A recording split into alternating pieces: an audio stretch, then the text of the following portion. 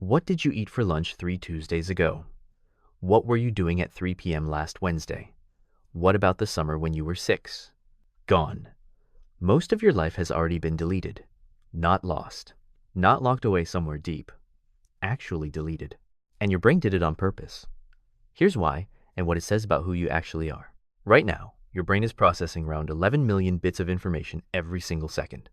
Your eyes alone send 10 million of those bits per second. Your skin, your ears, your nose, all sending signals constantly, simultaneously. But here's the problem. You can only consciously process about 40 of those bits per second. 40 out of 11 million. That means your brain has to make a decision constantly, automatically, without asking you about what to keep and what to throw away.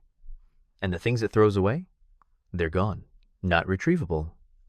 Not hiding in a corner somewhere. Think about this.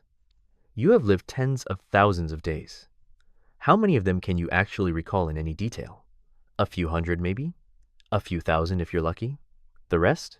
Your brain looked at them, processed them, and decided they weren't worth the storage. Here's where it gets even stranger. Memory isn't recording. It's not a video file sitting somewhere in your brain waiting to be replayed. Every time you remember something, your brain actually rebuilds that memory from scratch.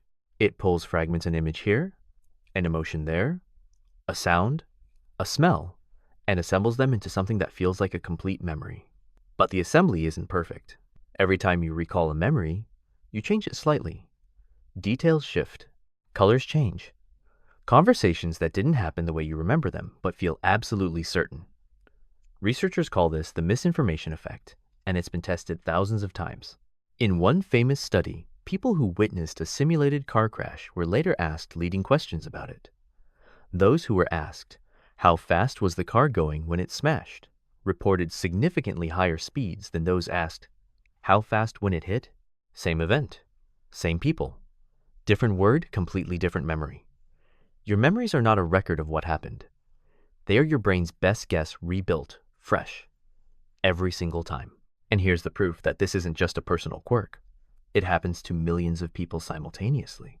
You've probably heard of the Mandela Effect, the phenomenon where huge groups of people share the exact same false memory, completely convinced it's real. Here's one of the most famous examples. Do you remember the Monopoly man, the old rich guy with the top hat and the monocle over one eye?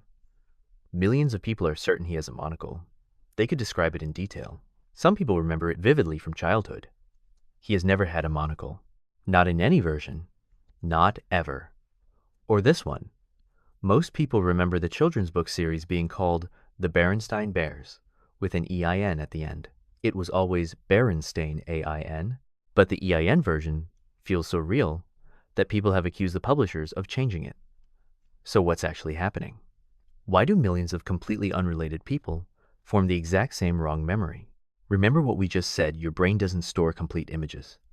It stores fragments and fills in the gaps with what makes logical sense.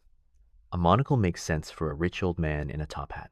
So the brain fills in the gap and then files that filled-in version as fact. And because millions of people's brains make the same logical guess, the same cultural shortcut, millions of people share the same constructed memory. The Mandela Effect isn't proof of alternate realities or parallel universes. It's proof that your brain is an editor, not a recorder. And sometimes, the edits feel more real than the original. So if memory is so unreliable and incomplete, why does your brain bother keeping anything at all? Here's the counterintuitive answer. Forgetting isn't a bug. It's one of the most important features your brain has. Think about what would happen if you remembered everything. Every face you've ever glanced at, every price tag you've ever read, every irrelevant conversation. You'd be paralyzed, unable to focus on anything useful because everything would feel equally important. There's actually a documented condition called hyperthymesia, where people remember almost every day of their lives in extraordinary detail. And almost universally, people who have it describe it as exhausting, not a gift, a burden. Your brain understands something that took scientists decades to figure out. Selective forgetting is how you stay functional. By clearing out the noise, it makes space for the signal, the things that actually matter for your survival, your relationships, your future decisions. Sleep is a huge part of this process. While you're unconscious, your brain isn't resting, it's actively deciding what to consolidate and what to erase. This is why pulling an all-nighter before an exam doesn't work. The information goes in, but without sleep, your brain never gets the chance to properly file it. But here's where the system breaks down. Some memories refuse to be deleted no matter how much you want them gone. Strong emotional events, particularly frightening or traumatic ones, get tagged by your brain as survival critical. The amygdala, that tiny alarm system deep in your brain, fires a signal that essentially says, this one stays, no matter what. The stronger the emotion, the stronger the memory. Fear, grief, humiliation, overwhelming joy, these get burned in at a different intensity than ordinary days. This is why you remember exactly where you were when something shocking happened, but can't recall what you had for breakfast yesterday. But for some people, this system misfires. Traumatic memories don't just get stored strongly, they get stuck on repeat. The brain keeps retrieving them automatically, unbidden, as if it hasn't yet decided they're safe to file away. This is partly what drives PTSD, the memory system, treating a past event as a present, ongoing threat. The brain that is supposed to protect you from danger is sometimes trapped by the memory of it. So what do you actually do with all of this? If your brain is constantly deleting and distorting, can you fight back? Partly, yes. And the science here is actually encouraging. The number one way to create a lasting memory is novelty. New experiences, ones your brain hasn't filed before, get prioritized automatically. This is why your first day at a new job feels like it lasted a week. Your brain was storing almost everything, because almost everything was new. Emotion is the second lever. Attach a strong feeling to a moment, and your brain immediately upgrades its storage priority. This is why you remember your best friend's laugh, but not what they were wearing last Tuesday. The third lever is retrieval practice.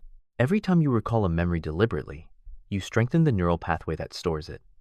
This is the science behind spaced repetition, the most evidence-backed learning method in existence. Review something before you forget it, and you push the forgetting curve back further each time. And sleep, always sleep. 6 to 8 hours gives your brain the window it needs to consolidate what you learned and cement what mattered. But here's the question that stays with you after all of this. If your brain is choosing what to keep, selecting which moments define your story and which ones disappear, then your memories aren't a neutral record of your life. They're an edited version, curated, shaped by fear, emotion, repetition, and pure biological priority. Which raises a strange question. The person you think you are, the identity built from your memories of your past, how accurate is that person? Really? Are you who you actually were? Or are you who your brain decided to remember? Let me know in the comments what memory just came to mind while watching this, and whether you think it's real. Maybe it's the most important work your brain does all day, or the most dangerous. Depends on which memories it chose to keep. If you enjoyed this, leave a like. It takes 1 second and it means a lot. And I'd actually love to know, which memory came to mind while watching this? Drop it in the comments. Also, let me know what topics you want Bob to tackle next. The stranger the better. Subscribe so you don't miss it. Thanks for watching.